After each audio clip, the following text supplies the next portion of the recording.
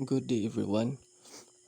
I'm going to report chapter 21 about pavement management. In this chapter describes various approaches for pavement management and the data required to evaluate pavement condition. Problems of highway rehabilitation. So, one major problem of highway rehabilitation is the funds they receive are usually insufficient to adequate repair and rehabilitate every roadway section that deteriorates. Lack of funds often limits timely repair and rehabilitation of transportation facilities, causing a greater problem with more serious pavement defects and higher cost. Next is the gradual deterioration of a pavement occurs due to many factors including variations in climate, drainage, soil condition, and traffic. Approaches to pavement management. Pavement management is used to describe the various strategies that can be used to decide on a pavement restoration and rehabilitation policy. Rehabilitation management strategies include consideration of items such as pavement condition, first cost, annual maintenance, user cost, safety, physical, environmental, and economic constraints. Pavement management is a systematic process for maintaining, upgrading, and operating physical pavement assets in a cost-effective manner. So there are steps for a given pavement section. First is assess present pavement condition. Next is predict future condition. Third is conduct an alternative analysis. And last is select an appropriate rehabilitation strategy. Elements: an inventory and condition database, mathematical models to forecast future pavement condition. Third is procedure for conducting alternative analysis. Fourth is reporting and visualization tools to facilitate the interpretation and display of results. Levels of pavement management. So there are two levels. First is the network level and the project level.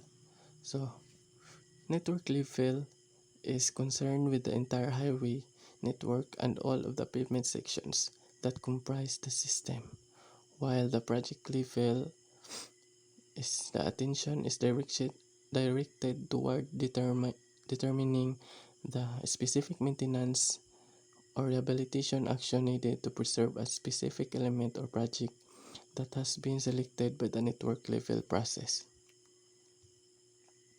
So this is the framework for total pavement management system.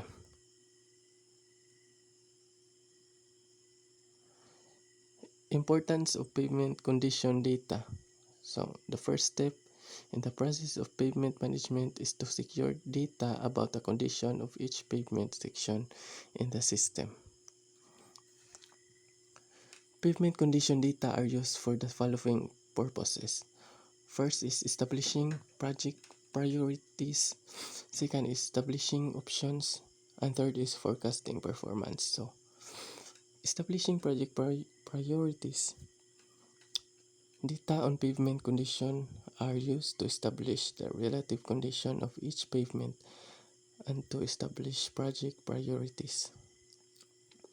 While establishing options, data about pavement condition in terms of type, extent, and severity are used to determine which available.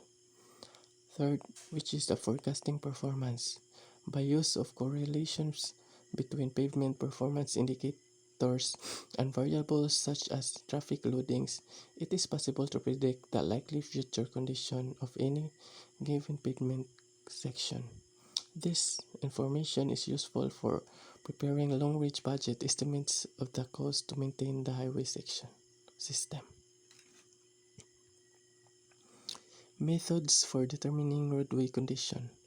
Four characteristics of pavement condition used in evaluating pavement rehabilitation needs are: first is pavement roughness, second is pavement distress, third is pavement deflection, and skid resistance. Pavement roughness, it refers to irregularities in the pavement surface that affects the smoothness of the ride. The serviceability of a roadway was initially defined in ASH2 Road Test, a national pavement research project. Two terms were defined: present serviceability rating or PSR and present serviceability index, which is the PS or PSI. PSR is a number grade given to a pavement section based on the ability of that pavement to serve its intended traffic. So, ang kaning PSR is based ni siya sa observation, mag-grade ni siya which is 0 to 5. Then ang kinadak-an which is in a good condition is 5. Then 0 is the low grade. While the PSI is a value for pavement condition determined as a surrogate for PSR and is based on physical measurements. Equipment for measuring roughness is classified into two basic categories. First is response type. Response type equipment does not measure the actual profile of the road but rather the response of the vehicle to surface roughness. Equipment used includes Maze Ride Meter, Bureau of Public Roads Rough Meter, and Cox Road Meter. Another category is profilometers. It is a device that measures the true profile of the roadway and provide accurate and complete reproductions of the pavement profile. Pavement distress. The term pavement distress refers to the condition of a pavement surface in terms of its general appearance. A perfect pavement is level and has a continuous and unbroken surface. So there are three basic categories of distress, which is fractured, distorted, and disintegrated. So, in distress mode, which is fracture, distortion, and disintegration. In distress manifestation of fracture is cracking and spalling. Then in distortion, which is the permanent deformation and faulting, and disintegration is stripping and revealing and scaling. Distortion.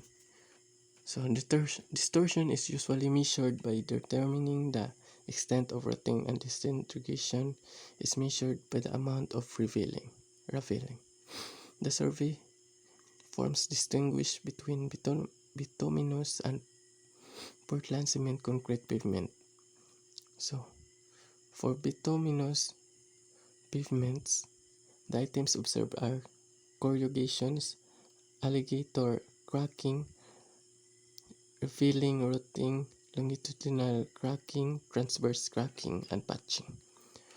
While for Portland cement concrete, the measures are cracking, revealing, joint spalling, faulting, and patching.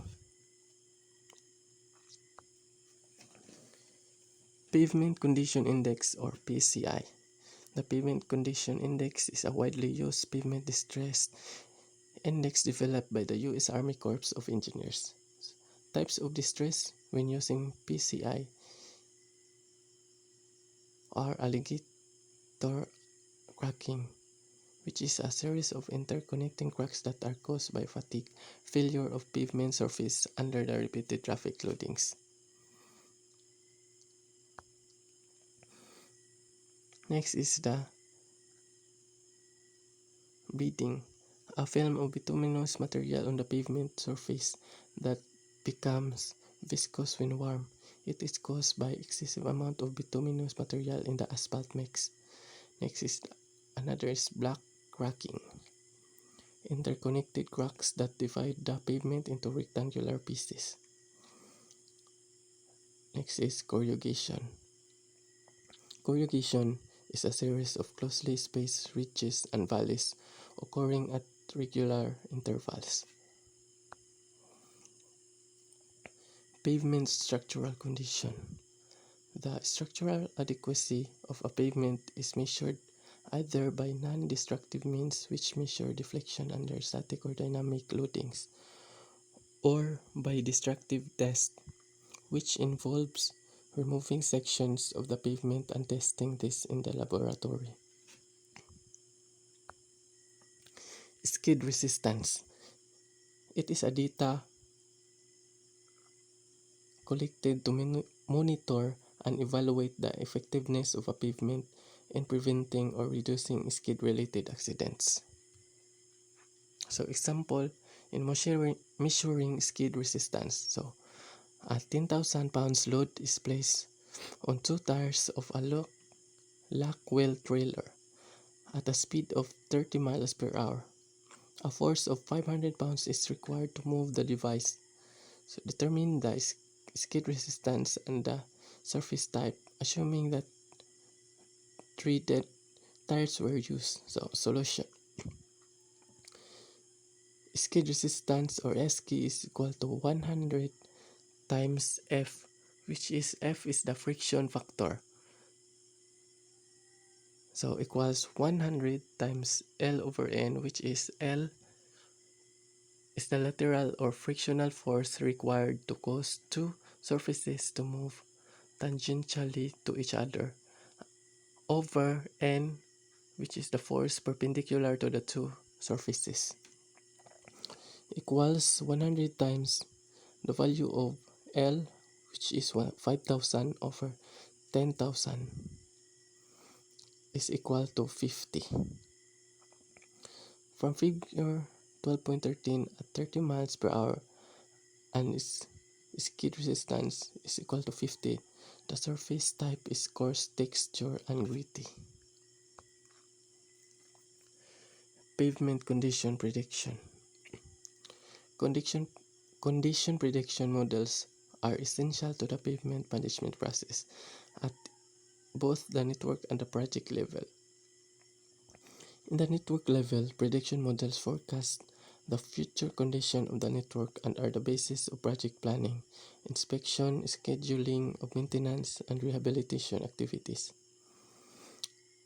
At the project level, prediction models are used in a specific project lifestyle cost analysis to select the most cost-effective maintenance and rehabilitation strategy. Deterministic models. Many states accumulate pavement distress data for specific roadway sections. As is expected with aging of the pavement, the distress rating will decrease. So, family-based prediction models. This approach is referred to as family-based because different pavement sections are segmented into groups or families in such a manner that all pavement sections in a group or family have similar deterioration trends characteristic. Group selection is based on factors such as pavement rank, traffic volumes, climate, structural strength, and surface types.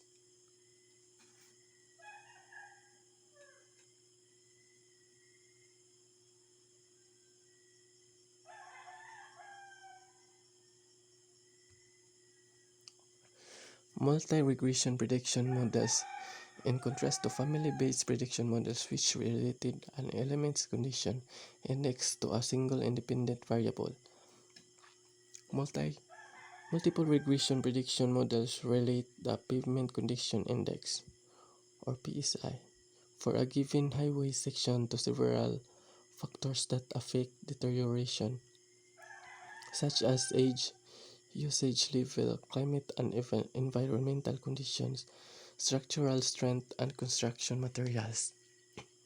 There are two main approaches that have been considered to develop prediction models for pavement, which is the deterministic models and probabilistic models. And two approaches presented develop regression-based prediction, which is the family-based and multiple regression prediction models.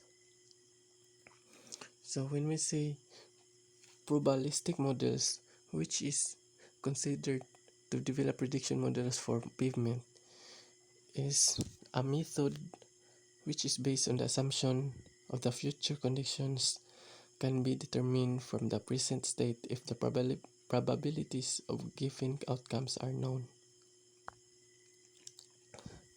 So example, when pavement resurfacing is required.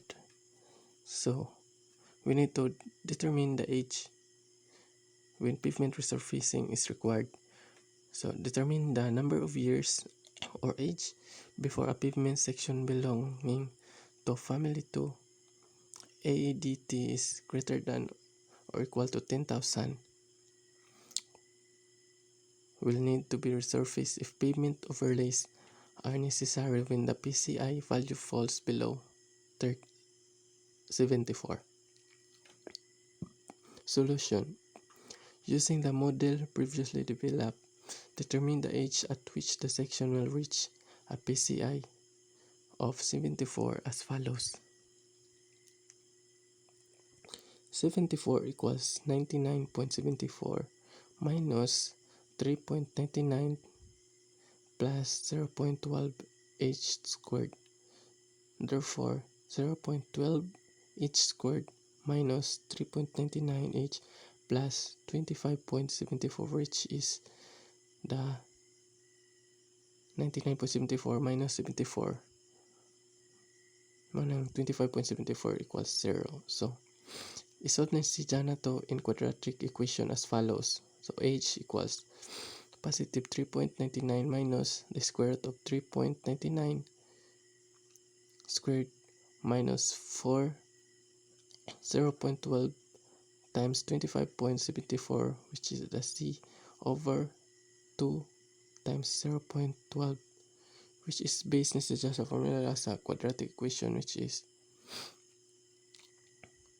positive negative b minus the square root of b squared minus 4ac over 2a. So, the age when pavement resurfacing is 8.75 years.